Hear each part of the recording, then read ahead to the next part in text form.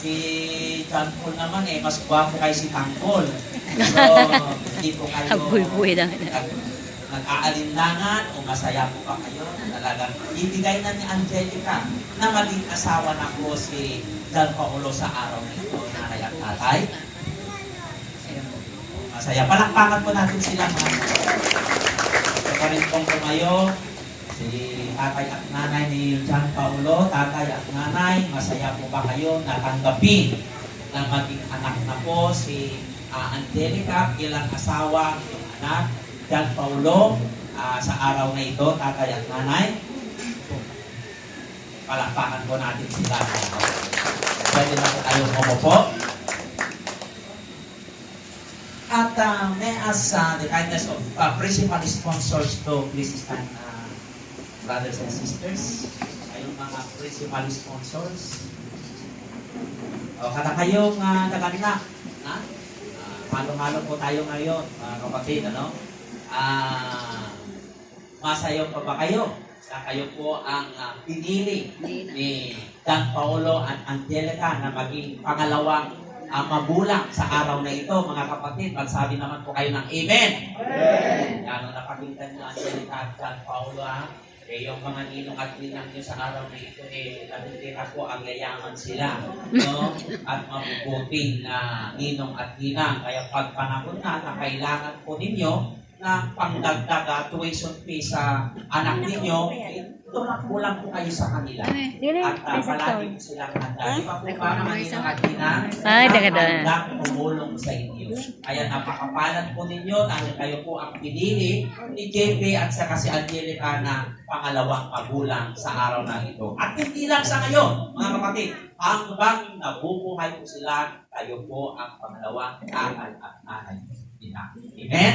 So, tayo po, hindi pa kayo magkakakilala o magtinginan muna kayo para pagdating ng araw na pagpilihan po kayo ng baka at saka baboy, ay, ikaw pala kong padre, ikaw pala kumare. O, ibigyan mo na lang ng ganito. O, diba? Paganda po yun.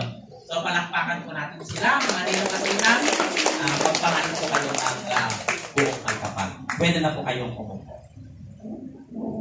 At kayo naman, John Paulo at Angelica. John Paulo, sasagutin mo ako ng opo. Pag hindi mo ako sasagutin ng opo, ay pwede na po tayong umalis. Pero okay lang po, mga kapatid. No? John Paulo, tinatanggap po ba si Angelica upang siya mong maging kabiyak na kayo ay mamumuhay ayon sa alituntunin ng Diyos at sa layunin ng banal na matrimonyo? Siya ba ay iyong iibigin, paliligayahin, kahit tanghaling tapat, walang problema? John Paulo, iingatan ang dangal at kakailangan sa karamdaman man o kalusugan, sa kasaganahan at pagdarabo, sa katagumpayan at pagbuan, at magiging matapat sa Kanya habang nabubuhay. Malakpakan po natin si Paulo. Buka pa lang, excited na, mga kapatid, ano? Malayo pa ang gabi. Ikaw naman, Angelica, tinatanggap mo ba si John Paulo upang siya mong maging kabiyak na kayo ay mamumuhay ayon sa alituntunin ng Diyos at sa layunin ng banal na matrimonyo? Siya ba ay iyong iibigin, paliligayahin, iingatan ang dangal at kakailangan, sa karamdaman man o kalusugan, sa kasaganan at pagdaraho, sa kadagumpayan at kabiguan, at magiging matapat sa Kanya habang nabubuhay. Excited rin siya, mga kapatid. Sarap, no? So, pwede na po kayo umupo.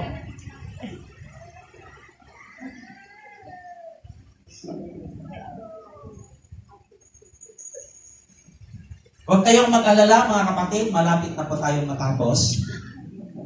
Gusto ko lang magbigay ng payo for a little bit, lalong-lalo na kay Paulo at saka si Angelica. Bago ang lahat, gusto ko pong sabihin po sa inyo, mayroon po tayong lisensya. Kung gusto yung makita mamaya, just approach me after this ceremony. At mag-e-expire pa ito sa December 31, 2026 po. At ang jurisdiction, mga kapatid, ay entire Philippines po. At meron ding nirelease ng munisipyo natin dito sa San Nicolas na marriage of license ni na John Paul at Angelica na nirelease po noong November 24, 2025. Okay po ba yun, mga kapatid? Okay? Ang salita ng Panginoon dito sa Ephesians chapter 5, verse 21 to 25. Pasakop kayo sa isa't isa bilang tanda ng inyong paggalang kay Kristo. Mga babae, Angelica, lasan ko. Mga babae, pasakop kayo sa sarili-sarili ninyong asawa tulad ng pagpapasakop ninyo sa Panginoon. Sapagkat ang lalaki ang ulo ng kanyang asawa, tulad ni Kristo na siyang ulo ng iglesia, na kanyang katawan at siyang tagapagligtas nito. Kung paanong nasasakop ni Kristo ang iglesia, ganoon din naman ang mga babae ay dapat magpasakop ng lubusan. Okay? At that word, Angelica, sa kanilang asawa. Verse 25, mga lalaki, JP, mahalin ninyo ang inyong asawa na gaya ng pagmamahal ni Kristo sa iglesia. Inihandog niya ang kanyang buhay para sa iglesia upang ialay ito sa Diyos matapos linisin sa pamagitan ng tubig at ng sa araw na ito, mga kapatid, ay gusto ko lang ipaalala sa atin na marriage is not a joke. No exchange, no return.